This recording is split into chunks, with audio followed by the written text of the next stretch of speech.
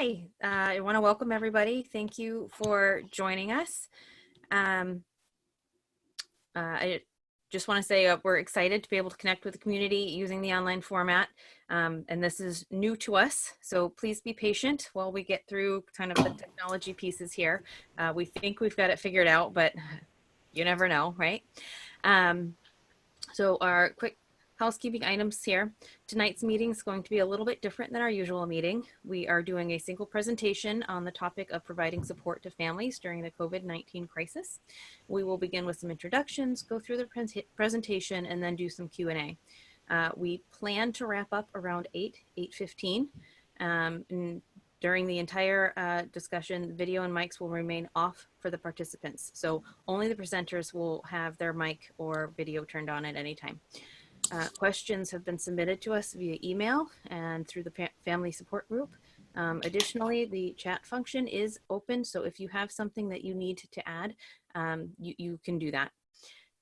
If we don't get to your question tonight, we encourage you to either email CPAC, Department of Student Services, or join the family support group on Facebook. That way you can find the information that you need. This is a public meeting and it is being recorded. And as always, we will not be presenting any information that jeopardizes student confidentiality or their identification.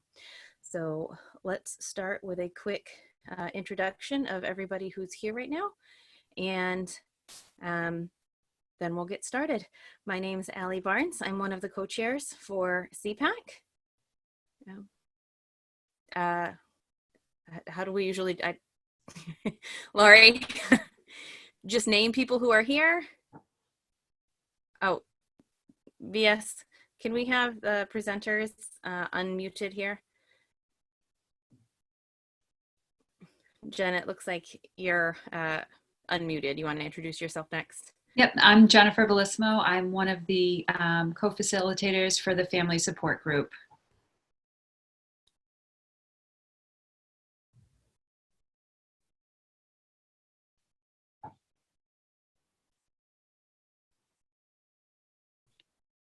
Hi, I'm Vyas. I am the treasurer of the CPAC. I do some website work as well.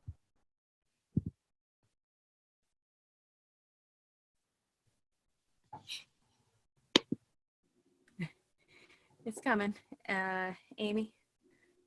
I'm muted. I'm Amy Reese. I'm the Director of Student Services in Chelmsford. I am Laurie McCarran, Secretary of CPAC.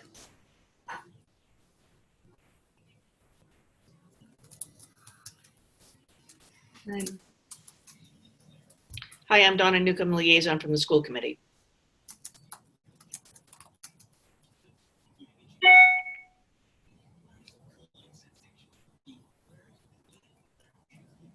Hi, I'm Amy Madsen, Assistant Director of Student Services in Chelmsford.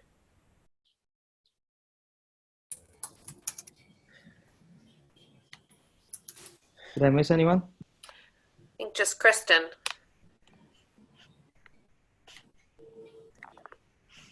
Hi, I'm Kristen Erickson. I'm co-chair as well of Chelmsford CPAC.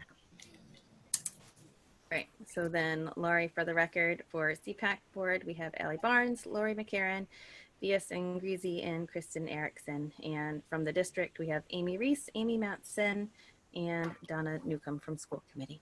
So I'm going to share my screen now of our presentation, and then we'll get the ball rolling here. Thank you, everybody, for being patient.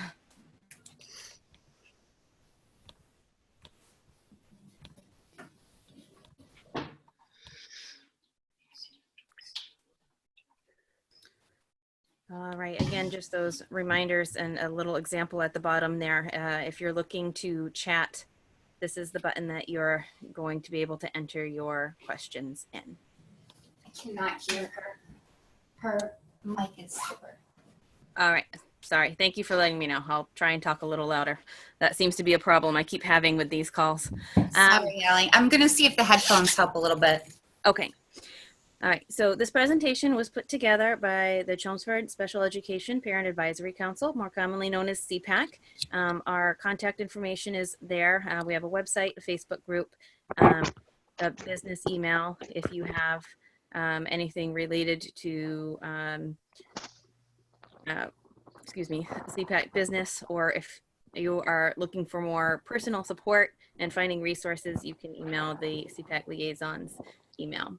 And we work together with the special needs recently named family support group. So I apologize there. I think that's a change that just happened this week. Laurie or Jen, did you want to say any more information about what the support group is? I can speak. So the family support group is really there to provide support. It's a confidential thing where you can reach out to either Lori or I. You've got some specific concerns, and we can help put your situation out there without revealing that personal information, and protecting the rights of both your student and the family as well. You know, it addresses some of the concerns that we all have, but at the same time, you know, we do encourage those moments of, you know, fun and kind of laughing, you know, through some more difficult times. So if you aren't a member of the group, we certainly encourage you to join us and to reach out to us. Great, thank you. And thank you for helping us put this together. It really takes a little bit from all different angles to get what we need right now. And we also included some of the information that we got from discussions with Special Education Administration and Donna from School Committee. So thank you guys for helping as well. So I know we're kind of a few weeks into it, but this is kind of a question that pops up and keeps popping up. I'm not sure where to start. And above everything else, we're urging you, make sure your own face mask is on before assisting others. Doing a check-in with yourself and with your family, making sure that all of those basic needs that you need to get through the day are in place. We're talking about food, anything related to shelter, health, safety issues, and this is kind of a little step up from basic needs, but also mental health supports. There are many resources within our community and with our state that are available to help you with all of those things. If you're not sure where to look for those things, you can reach out to CPAC or the family support group. There are many resources within the district. If you reach out to the school committee, and also if you're not aware, Chelmsford has a community services coordinator, Jen Melanson, and she can help connect you with a variety of things that you may be needing at this time. And if you're really stuck and you really don't know where to look, there is a statewide hotline called 211 that you can dial, and they can help tell you where to go and get you started as far as making sure your basic needs are in place. And the reason we're starting with this is those things need to be in place before you're really getting into academic work. This great image was shared with us from Amy Reese. It's kind of a different take on Maslow's hierarchy, but personally I love it because it really gives a visual to needing those physiological and safety needs in place before you can do harder learning type activities. And I particularly like this image because it shows that the love and the belonging and the esteem, like those things need to be in place too. So right now, we have what is quote unquote being called social distancing. And it's, as Jen Melanson put it, I liked this. She said that it's actually physical distancing, and finding ways where you are able to reach out and connect to others. That's an important part of what you need to get through the day. And we encourage you to work on those things before you really stressing about the academic piece. Yeah. Excuse me. So what we did here, we took a lot of the big questions and statements that we've been hearing from families throughout the district and kind of summarize them in a series of slides here.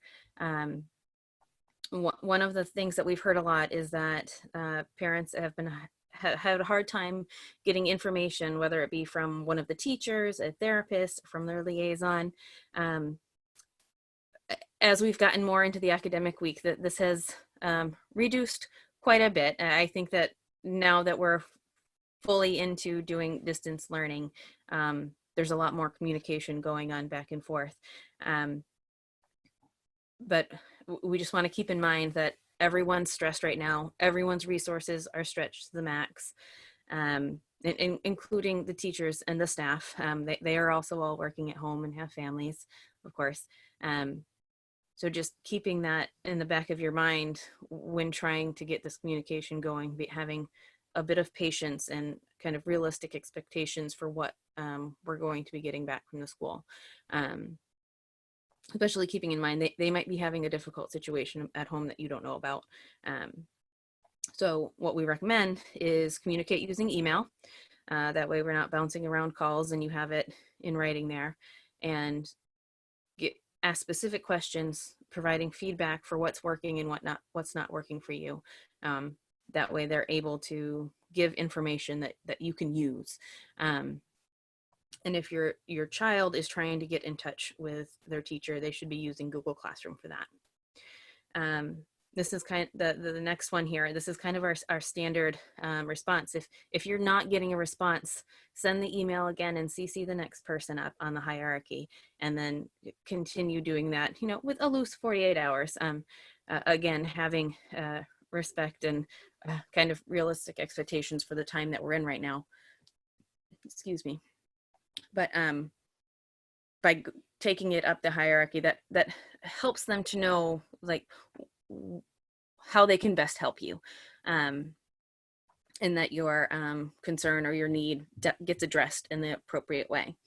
At any point during that, you can reach out to CPAC or someone in the family support group for resources or support, or if you have any specific concerns about policies, practices, and programs. Specifically looking at online resources, all of the teachers' assignments and online class meetings are hosted in Google Classroom. So if you need to get into Google Classroom and you're having a hard time with that, there is a tutorial video on the Chelmsford Public Schools website. If you are having other technical issues, you would contact Bill Silver. He can help you through that. And that would include technical issues related to any of the adaptive technologies, like if you need voice to text or specialized pointers or any sort of assistive technology within Google Classroom, he would be able to help you figure that out. If you're looking for alternate activities, there are things listed on the website that Dr. Hirsch posted. The website's listed there in the SMORE newsletter. And I know I've said this to a lot of people here, but the other activities you're doing at home, especially for our children who are working on some of the skills that aren't necessarily academic curriculum, if they have social goals or speech goals, things that they're working on outside of, the 3 R's, the other things that you're doing like cooking and board games, reading books and doing art projects, all of those things support their development and their skills. So just, you know your child best, and you know that they're learning and they're growing, even if they're not fully accessing the online resources. What you want to make sure that you're doing is sharing what is working and what's not working with your classroom teachers so that it can be coordinated and that they're aware of what's going on and maybe can help you figure out ways to get the academic piece rolling and working as we're doing distance learning. Excuse me. Having a difficult time getting my child to complete work. Jen, I was wondering if this would be a good time for maybe you to help hop in and help do some of these? I think that a lot of this was information that you helped share. Yeah, I think in kind of looking at this and given some of my professional background now, you know, I think it's a lot to put it on ourselves to go from that role of parent to that role of teacher, or however you want to like classify yourself. And, you know, as parents, we're all busy, you know, whether or not we are a teacher in our professional lives. So I think the biggest thing is to continue fostering that parental relationship and involve yourself in your child's academic development without making it painful and without ruining, you know, really damaging that relationship.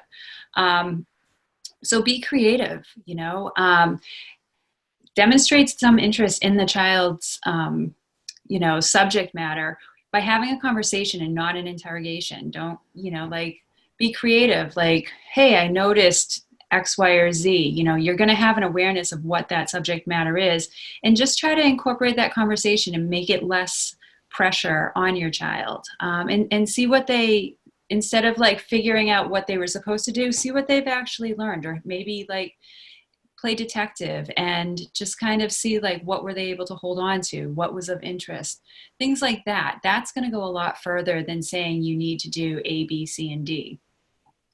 Additionally, involve your child in the process of getting work done. Work together to determine what's fair and reasonable expectations. And remember, you need to take into consideration your child's point of view right now. That's going to make them feel more successful and more a part of the process, as opposed to that power differential that they may already struggle with. Using positive reinforcements, high fives, hugs, words of praise for what they have done as opposed to what they haven't done. Even in working together to determine what those expectations are, can be such an important skill for your child in the long run. It teaches them teamwork, collaboration, you know, some flexibility. Those are really like life skills that may not always be apparent in, you know, in a classroom setting. So use that now, use that to your advantage. Again, reward the effort, not the quantity. Kids right now at this age, they're extremely motivated by external reinforcers. So if you think about it like, oh, you get to choose dinner, you get to have your favorite snack, you get some outside time. At their developmental level, that's what's going to motivate them. You know, they don't have that internal motivating system that we as adults have, understanding responsibility and all of that. They're really at a place where that external motivator will keep them on track, or will at least keep things moving. And with the hopes of eventually it becomes second nature. And that's when you start to see that shift from external motivators to that more internal. I want to do this because I feel good and I know it makes a difference. So using things like a sticker chart or a token economy, something that's tangible that they can see, and not taking things away from them, and really just focusing on, okay, when you reach this particular goal, these are your choices of what you can, you know, turn those stickers or those tokens in for. You know, it's not a bribe. They're earning it. They're doing something. We all go to work and we earn some level of pay, and that's essentially what you're, you know, one way to look at it. You know, make it developmentally appropriate. Guide them towards the bigger picture without holding anything over their heads. You know, it doesn't matter whether they're 6 or whether they're 16. Right now, there's some major adjustments going on in their lives, and we need to take that into consideration, that this is a big deal. And so maybe we do need to shift things. Maybe we don't hold them to, you're 16, you shouldn't be acting like this, or you're 6, you shouldn't be acting like this, and be more flexible as parents. Additionally, I think this is probably a hard thing for a lot of parents, but let them make mistakes. Right now, they're in your homes, you know, and this is a great opportunity to have them learn in in a tough situation. And if they make mistakes, again, it's not punitive. If they're trying, that's the piece we need to keep in mind. And then finally, work with the teachers, communicate with them, and work together to identify strategies. Allie referenced this earlier, by like having those conversations and relaying what's working in your house. You know, it's really important to use what you've got. You know, things like as simple as like talking on the phone is really difficult for a lot of kids right now, especially if there's communication problems. So could you have them talk on the phone for a little bit and incorporate some unique and different things that they don't even have access to at home, at school? You know, and let the teachers know what's working. If you're incorporating some sort of, you know, external motivating system like a sticker chart or a token economy, you know, make the teachers aware. So maybe there's a little bit of feedback coming back to you and praise going, you know, from both the teacher and the parent.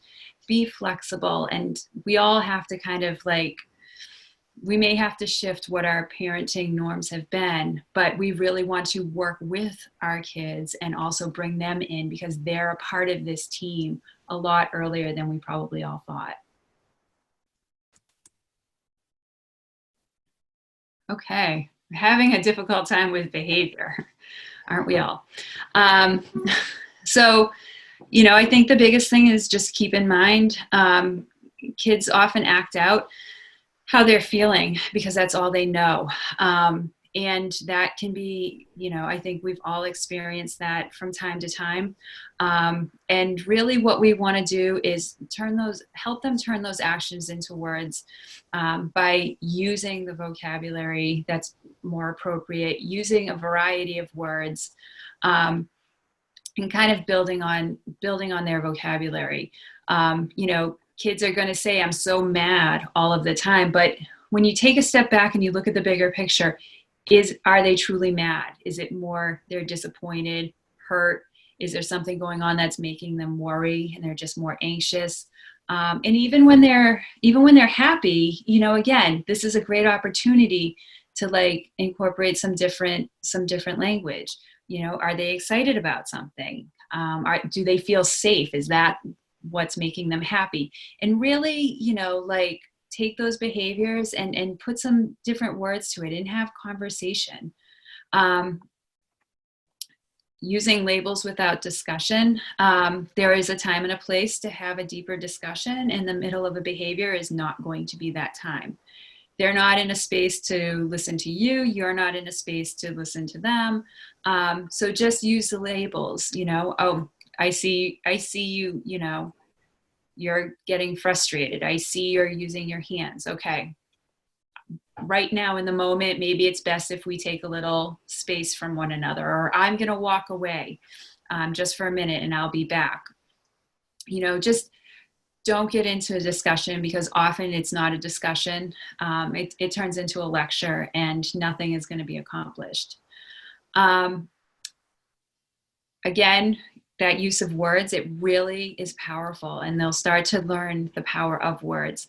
It takes a while to really get a lot of that stuff going. And it is a process, especially if we're you know, if we have kids who have, you know, speech and communication delays or disorders.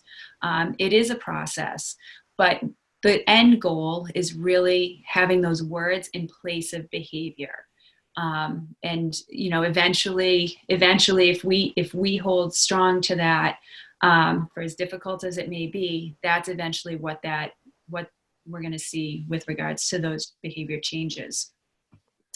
And again, I go back to those external motivators. It can be really helpful. And I use this in my professional, when a child is using their words instead of their behaviors, that is when you take whatever it is, whether it's a sticker or a token or something like that, a star, whatever you're using, and mark it down. Oh, I heard that you're sad. Thank you for telling me that. And marking that down, or handing them whatever that thing may be. again, it takes some work, but I've seen the value in giving the child something tangible, something visual, something that they can process relatively quickly for the most part. And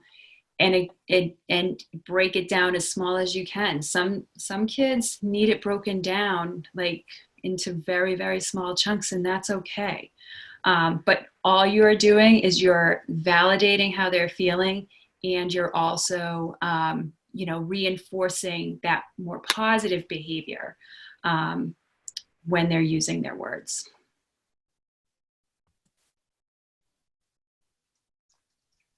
Having a difficult time modifying assignments. So just do the best you can. I'm not, I don't mean to minimize it, but, keep in mind, you're the parent, you're the expert of your child. And what they look like at school may be very different than what they look like at home. Actually, it's not maybe, it's probably. And look at what you can do to contribute to the success. Is it taking, that math assignment and breaking it down, to one problem at a time, and then taking a break? Just because there are things in an IEP that you can use as a guide. Recognize that this is a new environment. There are new, it's a parent who's kind of supervising as opposed to a teacher, and all of that. And if it takes longer, it takes longer. If it doesn't get completed, but there's, some progress, then consider that a success. What will make it easier? I know, the audiobooks, there's been a lot of different apps, and the schools have put out, some different ways of, accessing audiobooks. Really just be creative. Even if your child isn't struggling with certain assignments or may not need modifications, feel free to pull in those other avenues, because that might just spark an interest and encourage them to try some different things as well. But I think the biggest thing is that we need to not put the pressure on us to pick up where the teacher's role. We are the parents. We're doing the best that we can. Additionally, the teachers are in a situation where they're doing the best that they can, and we should be flexible. Part of that is also like demonstrating great modeling for your child to see, like, okay, if this doesn't work, what can we try? And it's really, again, a great opportunity to get some of those life skills in place as well. I just want to jump in here real quick.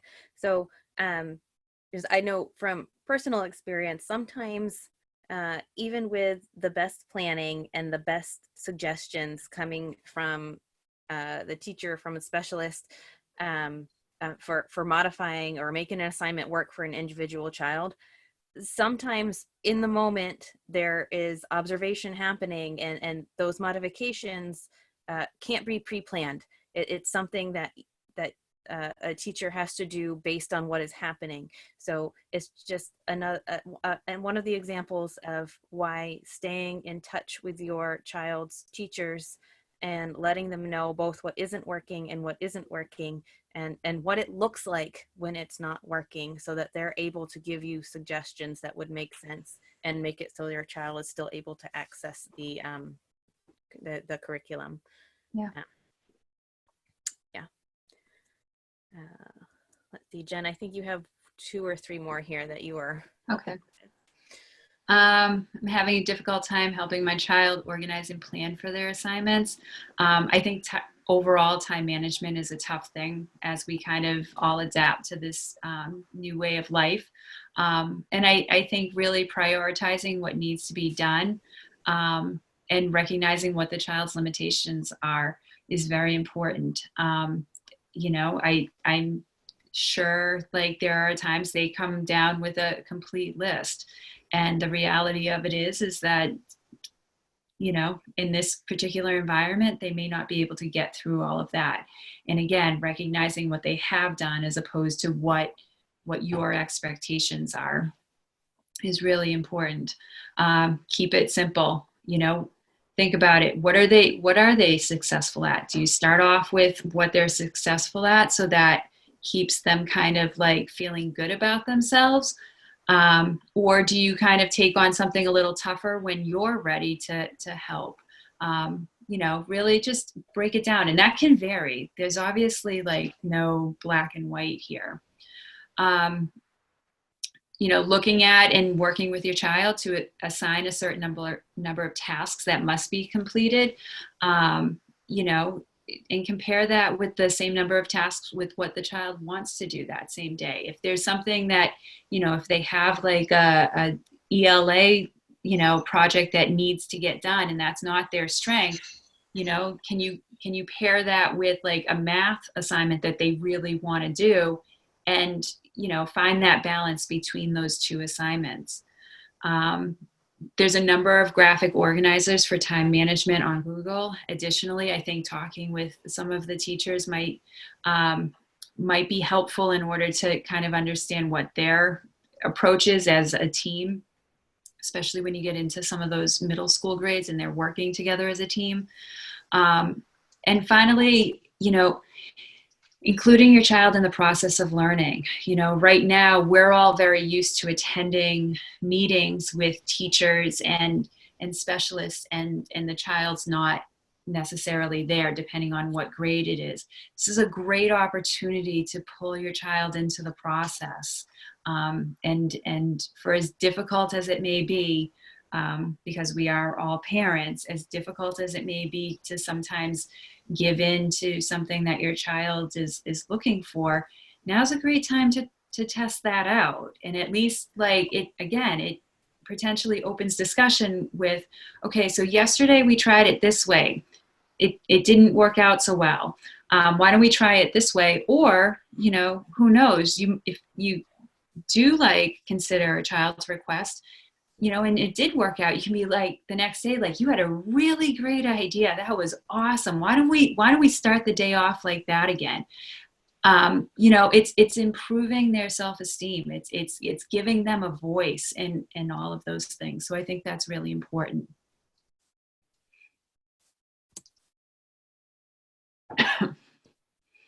My child has therapy with a specialist, and how do I replicate that? So you can't. You can't replicate exactly what the specialist does unless you're in that field. And even if you are in that field, again, there's that complicated relationship.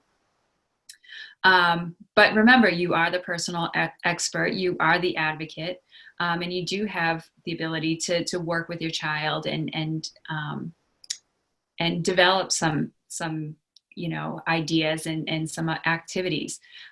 Keep in mind, you've attended IEP meetings for quite some time, so you've had some discussions, you've had some things, you've had some ideas presented to you, or you know, some discussions about what has worked and what hasn't worked. Look at your child's IEP, and again, this is where we kind of prioritize. You know, can you identify the two most important areas of weakness within your environment? You know, what are some of the things that are affecting you and your, you know, other family members? Are those the most important things? And really, you know, devote your time to that. Look up, you know, what some of the resources are. Look up what some of the, you know, interventions may be. You know, don't try to take your whole IEP and like aim to get it done, you know, by the end of the school year. I think that's an unreasonable expectation for us to put on ourselves and for the child. You know, but really just keep working on those two important things that's going to make the environment healthier for everyone, because we all know that when, you know, things aren't going well, nothing is going to get accomplished. So picking one or two things that are going to improve the environment, but then also to like give some sort of, I don't know, positivity for the child. I think that's really important.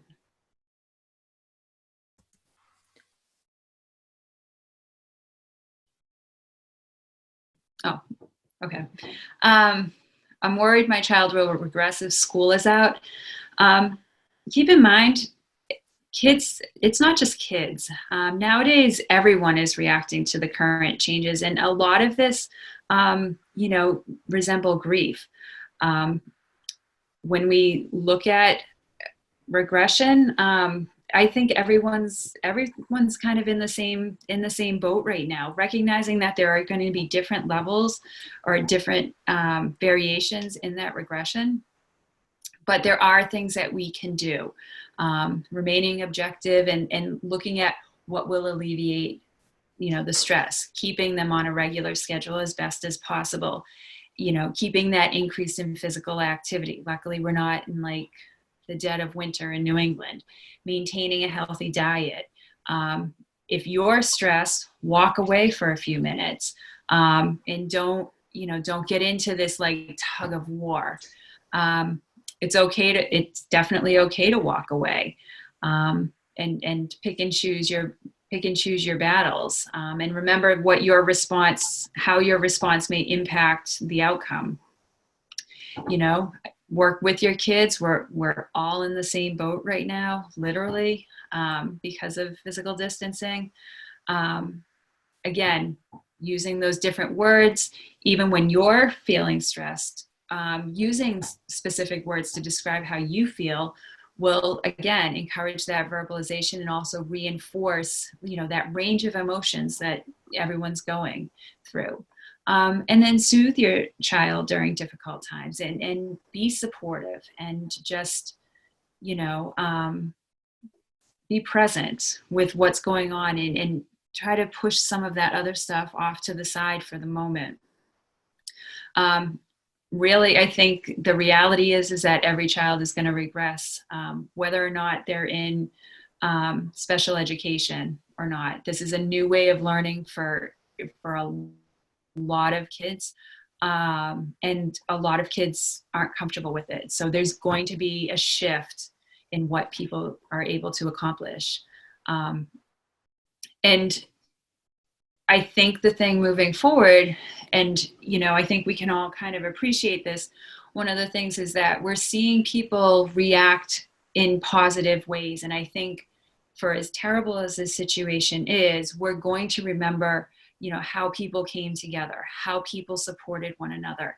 And whether that takes place in a community or in a household, that's what people are going to remember. That's what your kids are going to remember. They're going to remember those times when, they helped you cook dinner because there was time. They're going to remember those times when, maybe they learned how to vacuum.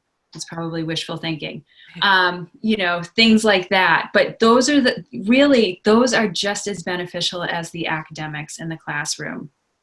The biggest thing you want to do is make sure that they feel safe throughout this whole event, and they feel as positive as they can about how they've actually contributed to things.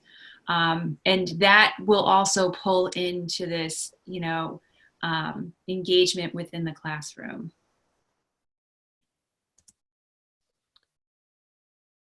All right, so I'll jump back on here. Yep. So one of the questions raised is, I'm worried my child will fail a class or a grade level. They won't be allowed to graduate, or their college acceptance will be rescinded. So right now, as far as we know, there is no specific guidance related to grades, graduation, or to college acceptance. Based on the information we have, if your child is participating to the absolute best of their abilities, then it is extremely unlikely that they would not advance grades.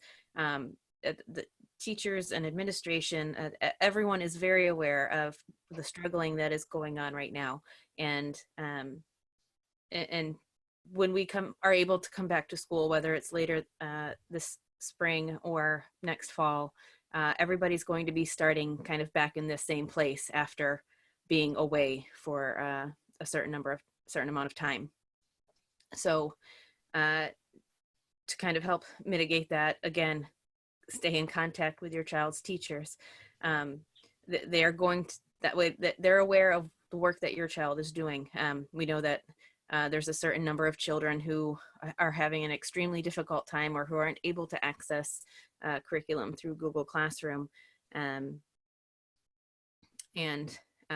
teachers are aware of that, and just keeping them in the loop not only validates all of the things that your children are doing, whether it's cooking or art projects or board games or like Jen suggested, learning telephone skills. The teachers are fairly flexible and can find ways to make that applicable to their learning. Specific to college acceptance, that's a little outside of our range. Those questions would go to the guidance counselor or to the college which they have applied. Can I just say something real quick? Yep. So I'm currently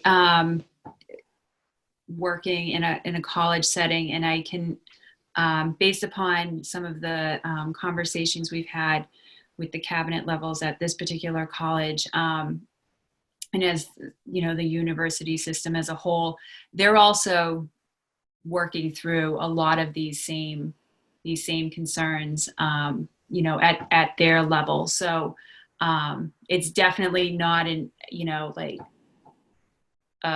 you know, public education situation in a college situation. There's definitely overlap with a lot of these same concerns at the college level as well. So again, kind of bringing us all together and recognizing that education is going to look different as a whole. Thank you. Right.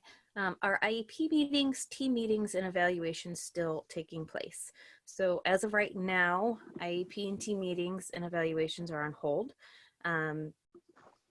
Administration is working on developing a method for team meetings if needed. That's something that's going to be reevaluated if we end up having to stay out of school and continue distance learning past the current May 4th closure. If we do get to that point, those meetings will be set on an individual basis. It won't be something that will be held across the board. It would only be the teams where it's vital to meet and discuss and make some important decisions. As of right now, IDEA outlines IEP timelines in school days, and according to their last communication, right now we don't have school days, and DOE has ruled that districts are not out of compliance if they aren't holding team meetings or completing evaluations. That being said, again, we encourage you to communicate regularly with your team, even if there isn't a meeting scheduled. If you have additional questions, the Problems Resolution Office is still open. The Office of Civil Rights is still open. The BSEA is still open. You can contact any of them for specific questions if you are looking for third-party information. And the Parent Call Center, which is run by the Federation of Children with Special Needs, is also open. That is a free service that the Federation provides, and excuse me here. The people who are answering the calls are people who are advocates or learning to be advocates and help to teach the classes that the Federation puts on, like the basic rights that we hold every year. I'm worried about my child's mental health. They're moody, unpredictable, angry, sad, apathetic. And I think that's true for the grown-ups too. So during a traumatic event, experiencing any of those emotions or even lacking emotion, it's normal. That's something that happens. What we want to remember is that behavior is communication. Your child is looking for help with something, whether they need space, whether they need time, reassurance,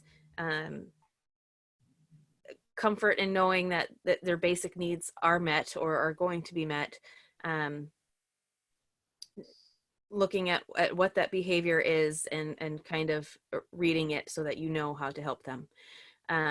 Some specific things that you can do, again, reiterating what Jen said earlier, naming the emotions, giving a name to it kind of helps own it. It's like, this is real. This is something that I am feeling. And then you can move on what to do with that feeling now that you know what it is. Providing choices as often as possible. Those could be yes, no choices if yes and no is a realistic choice, or it could be choices between two things. Do you want to do your reading or your math first? Are we going to have carrots or grapes with lunch? I know that that's dramatically oversimplifying it for some of our older children, but if possible, providing some sort of choice or allowing them to have some control over the situation can be helpful. Reiterating being flexible and realistic with our expectations, being honest but age appropriate about what's going on with the world and the community and with their families and friends. I think this is one that can be hard because we very often want to protect our children from what is going on. However, in the midst of a health crisis, it's important to be honest, especially when there are very visual things they may see when you go out. If you are able to go out into the community, people wearing masks or gloves, people staying far away from other people, and just being a little bit honest while age appropriate while discussing that with them. I know, I think it might be posted in one of the superintendent updates. There is a brain pop video that kind of helps, it describes what the COVID virus is and how that's affecting people. So that's one of your options. Focusing on healthy relationships and providing an opportunity for socialization and screen-free time. That's kind of hitting, if you remember that triangle we looked at the beginning here, hitting that middle portion of the triangle. You have to have that before you can really have learning happening. They need to feel safe and secure and loved before your brain can engage in those, what you need to be able to be actively learning. And as always, if the behaviors are persistent and they interfere with health and safety, change to threats of self-harm or harm to others, then you want to connect with a mental health professional for assistance. If it's an active emergency, dial 911. And if you are looking for ongoing care, there are many providers that are available for telehealth. And one of the resources we have listed on our website and on many of the Chelmsford Town websites, and at the end of this presentation here is the William James Interface. That is a referral service, and they are open. They are 5 days a week. We've actually had to personally use them for someone in our family to get assistance, and they were very responsive and got right back to us. They match providers with your insurance and the type of therapy and your family's needs. I highly recommend it if you are looking for assistance. This is so stressful. That's an understatement. How am I supposed to take care of my child and educate them when I'm having a hard time with this myself? I think this is sometimes where it can be hard for parents, because you feel a responsibility. Many of us are working at home full time while also doing this with children or multiple children who have varied abilities and disabilities and services, and it can be hard to give yourself time, but it will not only benefit yourself, but how you're able to care for the others in your home as well. We talked a lot earlier about realistic and achievable goals for your child. That needs to be something for yourself as well. What is realistic for you to complete in a day? And how can you break that up so that it's achievable as well? Accepting the variety of emotions that come, knowing that the negatives will pass, and taking notice of the positive. Again, echoing some of the things that Jen said.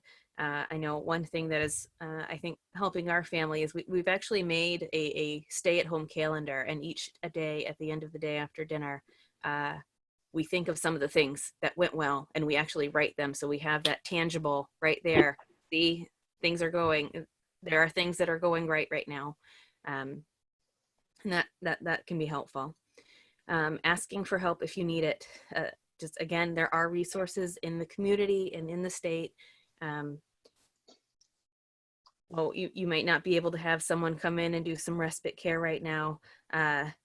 There are other ways that you can get some help.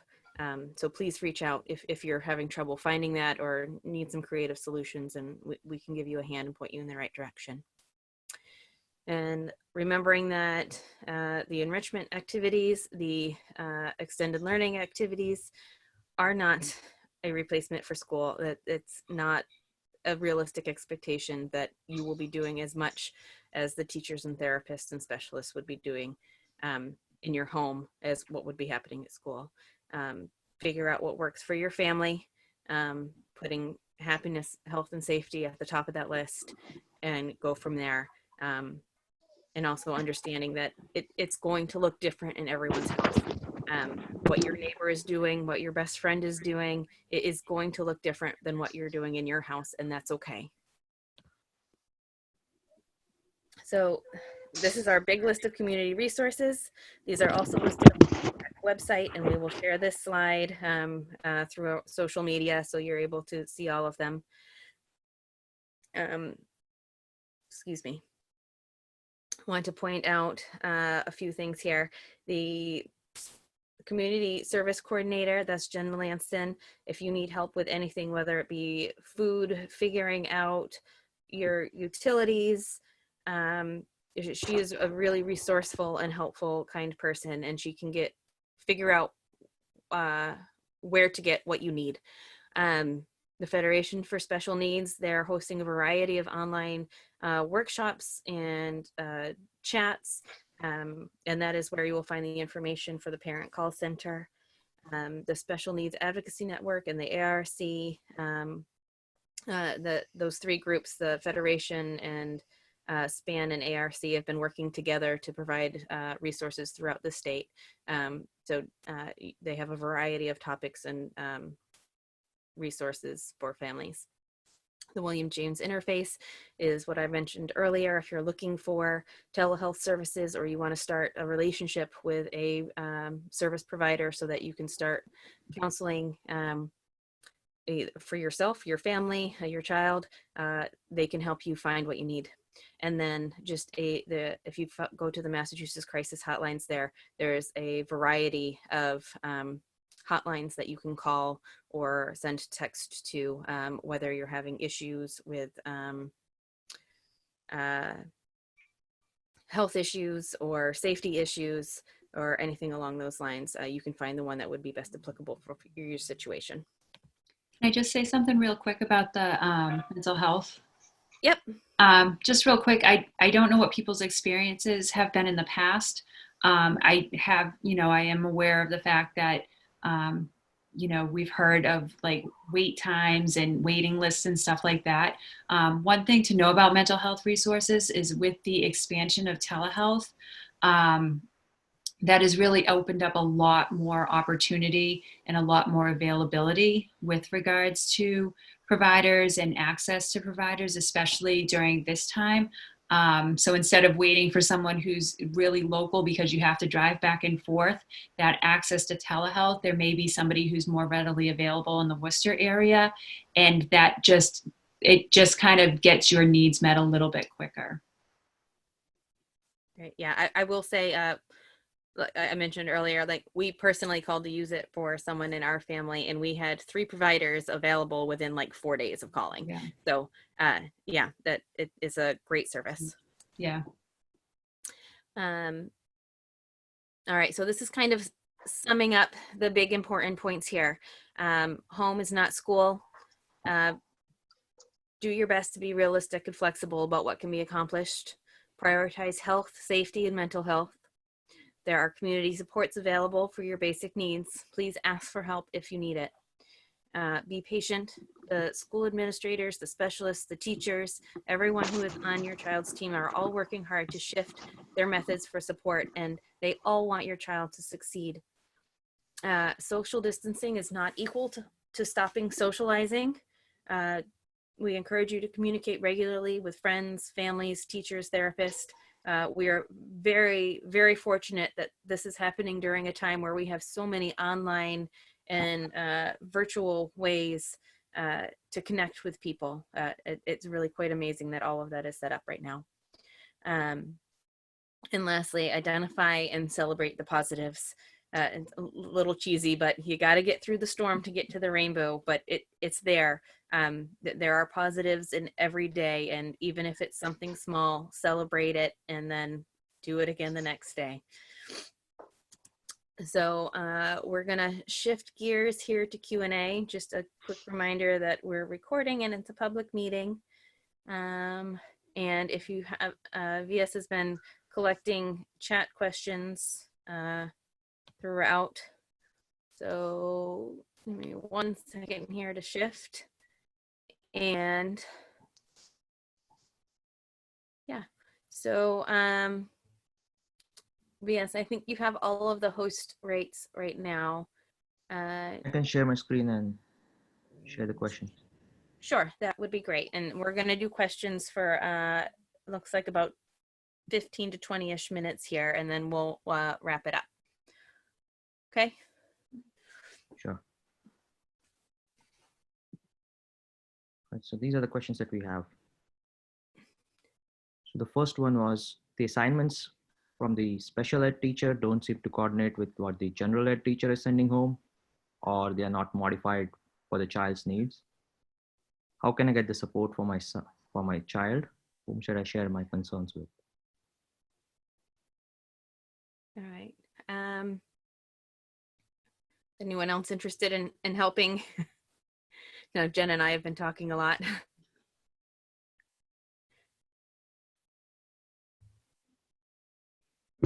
Yeah, I think we need to unmute Amy Reese and Amy Madsen. yeah, Yes, I'm on. Okay. thank you.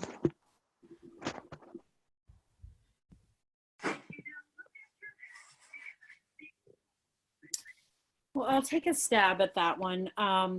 I think, as been a theme throughout this whole presentation, that communication is really got to be a critical component moving forward with this remote learning.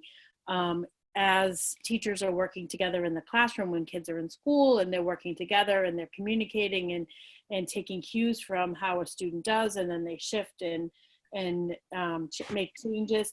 They're not able to do that in this remote learning, atmosphere where, they can't necessarily see what's working at the kitchen table or in the living room, et cetera, as the students are learning. So I think that the information that you can provide to the special education liaison or the general ed teacher, depending on where that disconnect is or the struggle is, or, when something's going well, to communicate that. It's okay to put an email together with the special education liaison who support your child with the general education teacher, so they kind of can see that together. And, they're doing an awful lot of consulting and coordinating, as we go through this. But sometimes, the components of what the learning standards are for gen ed aren't necessarily totally connected to the IEP skills and objectives that are kind of being focused on by the special educator. So I really think it kind of depends on the environment, if it's a co-taught gen ed class or if it's in a pull-out specialized instruction component, who you want to communicate with. So I would say definitely reach out to the special ed liaison and the general ed teacher, so that they can kind of understand what the struggles are, and especially what your child's struggling with, for what modifications kind of need to be in place. Just quickly, so maybe a follow-up question here. So if you're unsure of why your child is working on a specific thing, then again, you would want to communicate with the teachers and get more information, because like Amy mentioned, it may be that the goals on the IEP don't completely match up with what the gen ed curriculum is, and requires a different type of activity so that they're able to work on that skill. The other piece to that, Allie, is that, you know, what we know about our children is that they can be presented as different learners in the school classroom than when they're at home.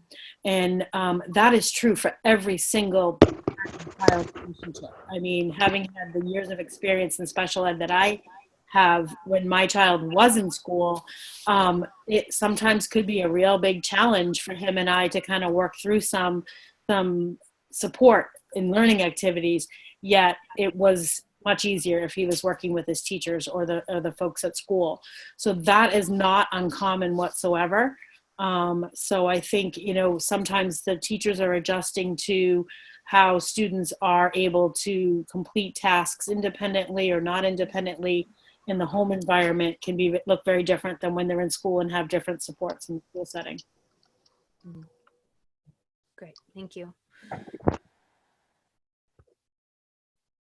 I just wanted to mention too that we took Donna, if you're still there, your microphone is also open now if you want to help in these Q&As.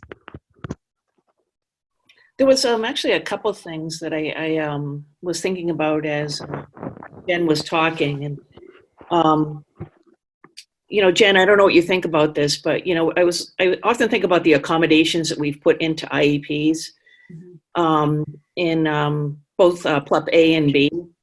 And if it talks about using, you know, positive praise and positive reinforcement, you know, it's in there for a reason. And kind of, you know, reiterating what you were saying, parents should be using that too. You know, or frequent breaks or movement breaks or whatever that, you know, to give those things a shot because, you know, I think that, as I said, that, you know, we put those in there because we figured that they would be most helpful to kids, you know, as they were trying to develop their academic skills. And, you know, it might be worth just taking a look at, even just to validate what it is that you're doing in the home, you know, as some ideas or techniques to be able to use. A lot of times, especially with those movement breaks, it could be a 5-minute thing, and we're, you know, as parents, we don't recognize that because it's in the home, and we're thinking like more school-based. Okay, gets them out of, you know, a certain environment for a couple minutes and then brings them back in. So, you know, like utilize that. I mean, there's plenty of research about how like nature's and fresh air can be helpful. Can they walk around the house one time and then come back into their learning environment? That there's a ton of research with regards to that. So, you know, again, thinking outside the box. Right. And as I said, you know, take a look at it again, just, you know, refresh your memory and, you know, pull out what is maybe relevant and doable in the home because, you know, these are things that we knew or know, you know, would be working in the classroom around activities like this. And even though it isn't the classroom and you're not the teacher, you know, maybe some level of familiarity will help the kids to be able to get through some of these tasks. Mm-hmm. Mm-hmm. The other thing I wanted to mention too is that we do have some kiddos that are going to be going through, and I don't know that they're worried about it now, but I think it is worth thinking about, that would have gone through or will be going through some big transitions, maybe from elementary school to middle school or middle school to high school. And you know, I think the school committee and Amy and Dr. Hirsch, you know, I know that these are things that we're certainly thinking about, but it might be something that kids begin to worry about at some point. You know, obviously we need to take a look at what our plan is going to be for that. But, you know, just to keep it in the back of your head, as the weather gets warmer, then kids start thinking about the end of the school year and then what might be coming next. That's important. I think number 2, where it says my child used to come home completing work from school, complete sentences and worksheets, and now they're struggling with one-word responses.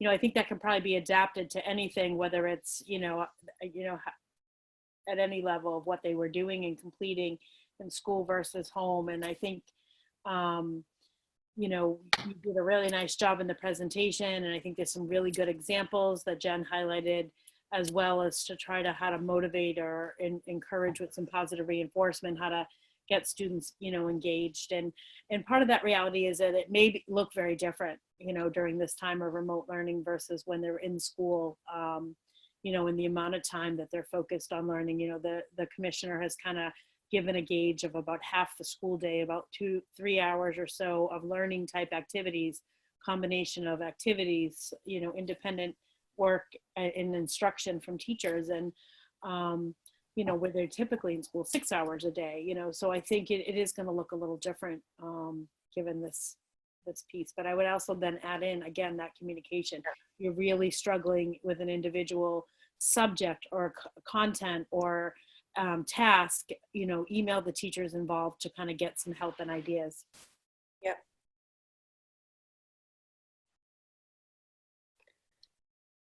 Should I be collecting data on my child's work or behavior? So this has come up, I think, definitely come up kind of in some webinars and things that I've participated in. I think we want to be really careful kind of with using the word data. I think, the expectation is not that parents are now their child's teacher and now they are responsible for being the data collector, whether that's, for academic completion or behavior or whatever the case may be. But I think, Allie, we've talked about this, and I think, you provided a really nice analogy, which I won't steal from you. I'll let you reshare it.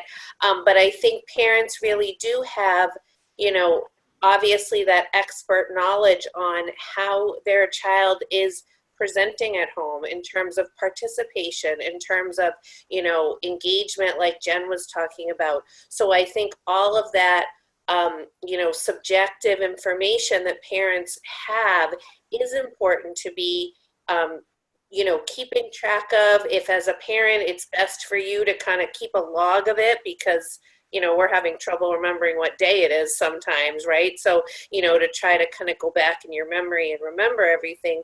But I think we have to be really careful with using the word data.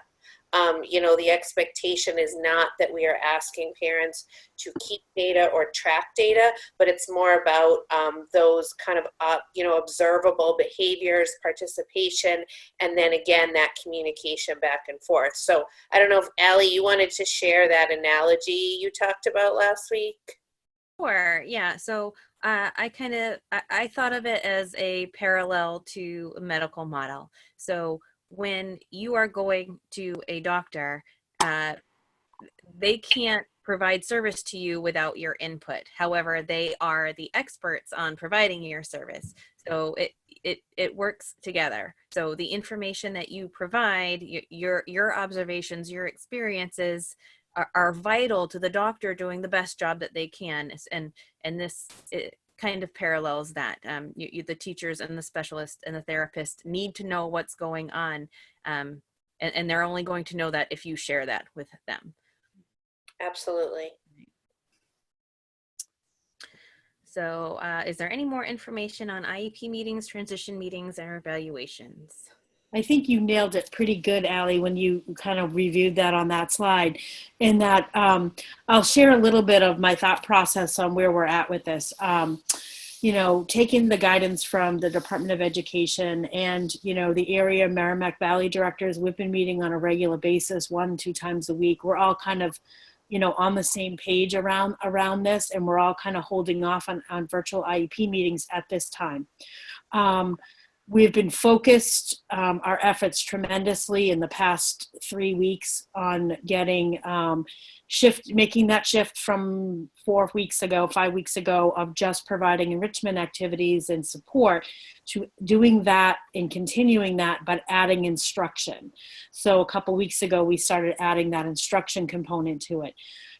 What we heard loud and clear from the Department of Education and from our thoughts as an administrative team is that that's the critical piece to focus our efforts, is getting those that support to the students, to the families, getting those learning opportunities up and running, and really the teachers, across the entire district in all areas have kind of done an amazing job in a very short period of time to kind of put put that together.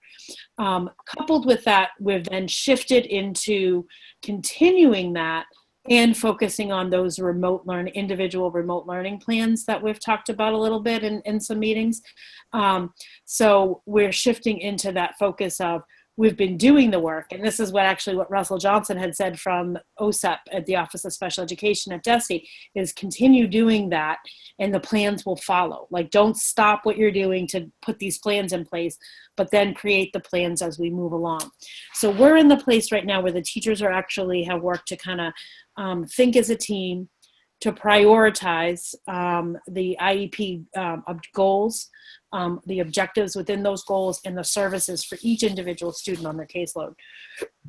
And with that, they have begun and have reached out to families as well to kind of get input on areas that you see as a priority as well, to kind of include that into the plan. So those plans are being kind of put together in a one-page format, or 1.5 page format that are going to be shared with families. I have kind of asked the teachers to kind of have those kind of completed within about a week and a half's time. So my goal is roughly to have them mailed out by the beginning of May, that definitely by the beginning of the week of that May 4th. We're still kind of coordinating how we're going to get those remote learning plans.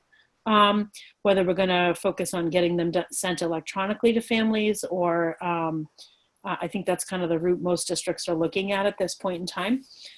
So that's been the main focus up until this point, with the efforts for the teachers and the staff and the related service providers in special education.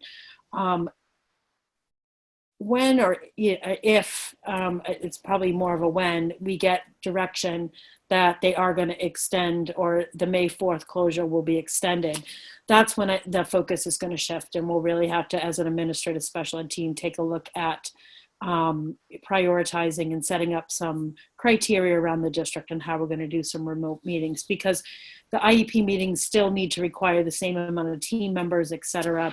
Parents have to be on board with it. So, it's not like if we say we're going to have meetings and the family would prefer to wait to schools in session, we're going to take that direction and lead from the families.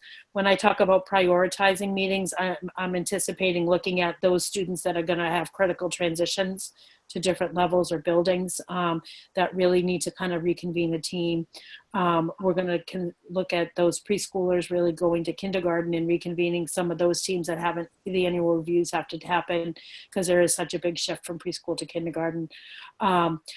Students that, other annual reviews that I think can be looked at.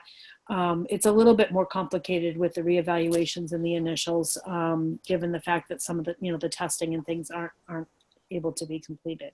So there will be some more communication coming on that, but I just wanted to kind of explain why the hold off has been. And I will say that the Merrimack Valley directors are all in agreement with that, those that are all members of the Valley Collaborative. So that's kind of the same focus that we're all at with those meetings. Okay, great. And I think you happened to answer number 6. Will we be using video conferencing for IEP and team meetings? Yes. So if we get there, yes. Yeah. All right. What kind of support is available for families who have children on a 504 plan? What do related services look like for those students? Mm-hmm. And we've been talking about this a lot, and with the building principals, with the teams at the school, 504 plans are being, are and should be implemented. Any accommodation that a student has on a 504 plan, and requires on a regular basis because of that disability, they're entitled to that, and that accommodation can be implemented. If there's some concern about that, I definitely suggest you reach out to the gen ed teacher and/or the 504 coordinator for every school is the building principal. So that's helpful. You can include the building principal too if need be. I'm the 504 coordinator for the district. So if you need to kind of climb up that ladder a little bit, or have questions about 504, feel free to email me or reach out to me. I will say, if it's easier to leave me a voice message, that's transferred to my email, so I can get it either way. And those that have related services, if there are, we have very few with related services, but if there's any related services written on a 504 plan, it would be treated in the same vein as, related services kind of on an IEP. We'll kind of look to prioritize and, what that is. And there should be some reach out by that related service provider. If that's not happening, or whoever asked this question, please reach out and email me so I can kind of help facilitate that. Know anything about summer yet? That's been the next big question. Yeah, the next big topic, yes. We haven't had any guidance about it. As far as, I will tell you that we've been talking about this with the Merrimack Valley directors. I think at this point in time, we're having some planning components go through for either having to have some remote learning and in-person extended year. So we're kind of planning a little bit in case either happens. I'm hoping we have some more guidance sooner rather than later on that, because there's a lot of components to the planning stages. I will say this, the criteria for extended year remains the same. So that is if your child has extended year in their IEP and requires it, and it's been there and it's already been documented, that regression, we have that information, and there will be some sort of extended year programming, either remotely or in person. This time of no school and looking at students that maybe have never had that regression component, but yet we are looking at obviously a period of time where all students, and I think Jen said it, gen ed students and special ed students aren't probably progressing or learning in the same fashion or rate that they would be if school was in session. That in and of itself of not having school for this period of time isn't the criteria to say we need to add extended year for the all students. It still remains the same criteria as outlined by IDEA and the Massachusetts regulations. And last one, and then we can wrap it up. Are there any plans to start video conferencing with preschool classes to help with socialization, or for the specialist to provide more assistance to students with IEPs? That's a tricky one, because I think, as we talk about 3-year-olds and 4-year-olds attending, what part of my favorite time is when I've walked into the preschool and observe kids in circle time, but their attention is very short periods of time where they can all attend. The other component to that is, I think another big challenge is they've been using a different platform other than the Google platform for preschool, because that's something that the families have been already familiar with and the teachers had been using before this. I know that they're doing some video components of things and sharing that. That's something that would have to have some more discussion. I think the other component is, unlike a middle schooler or an upper elementary school student that can go log on to the Google Classroom, in order to log on a 3 or 4-year-old, you're going to require parent support and parents needing to kind of do that. And we also want to be understanding of the fact that learning at different times is at different times of the day for different families based on their working from home schedule, their, what's going on with other children in the home besides just one child that may be learning at a given time. So it may, it's hard for us to be able to say to families, you've got to log on at this time and participate in that. That is one of the biggest challenges, I think, for not only preschoolers, but those socialization opportunities to practice social skills. I would say, be in contact with the speech language pathologist, the social pragmatics and socialization goals, the school counselor, or, the CHIPS teacher, if it's specific to CHIPS, because I know there's a ton of activities that can really promote socialization, goals and objectives. And you named a bunch of them, Allie, I think, earlier on when you talked about some of those family activities that can be done. And even like FaceTiming a relative or a cousin or a friend or something like that, one-to-one can also promote that. And I would just add too, I think, you know, in the same vein that we've really kind of encouraged, you know, parents to be reaching out to staff, sharing what works, what doesn't work. We're doing the exact same thing when we're meeting with staff, and really, you know, reminding them to continue their reach outs, asking what's working, what doesn't work. You know, I know some of the feedback we've gotten is like, there's such great enrichment, there's such great resources, but as a parent, like, how do I know which is the right one to choose for my child? So that's been giving us, you know, a good jumping off point to then say to staff, you know, that should be kind of the content of your next reach out, right? Like, so I've sent you all this information. Here's where I think you might want to start for your student or your child. So I think, you know, as much as we're really, you know, it really is a two-way street. And I think, you know, you really need to know that we're encouraging it from parents, and we're just as much really encouraging it and talking about it all the time with our staff. I can add here, we are so fortunate to have Mary Ellen Forte in our district. She is an amazing educator, and she reached out to CPAC a few weeks ago to see what some of the big issues were so that they can make sure that they're addressing them at CHIPS. Mm-hmm. And one of the things that she specifically mentioned is they are trying to limit screen time for that age group. Just it's not an age appropriate method of learning for that group. They need to be playing and moving and socializing with people in their real physical environment. So they're really trying to find ways to encourage that with the activities that they're sending home. So it's a balance. I mean, it really is a balance, because what we do know is there's going to probably be more time during this period of time where young kids or kids are going to be attached to devices, whether it's for their time of preferred fun because they've earned it, or whether it's a learning type activity. But even knowing that if there's reinforcing academic or learning task through, you know, a device or an iPad, you know, sometimes that can be helpful to have your child do that when you need to be doing something for your work, and you know that they're going to be able to do a reinforcing game, but it's still a learning opportunity at the same time. So you may need to determine what works for your family for when those device type activities are used. yeah, I agree. Yeah. All right. Was there any other information that any of our presenters wanted to include here in this Q&A?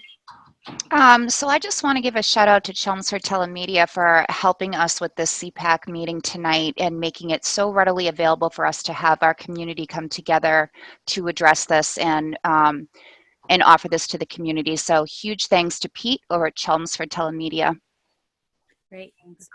And I gotta say thank you. I know I said this directly to the CPAC board, but in the parent group, but you know, thank you for taking. I know it's an incredibly challenging time, but to taking the time to kind of put this resource together. You'll have it available for families to reference, because it was a lot of work, I know, but I think it's valuable information that can be helpful. I can't stress enough, reach out if there's additional questions after that you think of, send them to CPAC, email them directly to me or Amy, and we'll get answers to you. And thanks. Yes, thank you to everyone. Thank you. Just reiterating that, thank you to everyone who was able to input and help participate and get this out to families. We will be posting it on the CPAC website and through various social media, so that way you can share it if someone wasn't able to participate during the recording. So thank you again for coming, and I wish you and your family well. Thank you. Good night. Bye, everyone. Thank you. Thank you.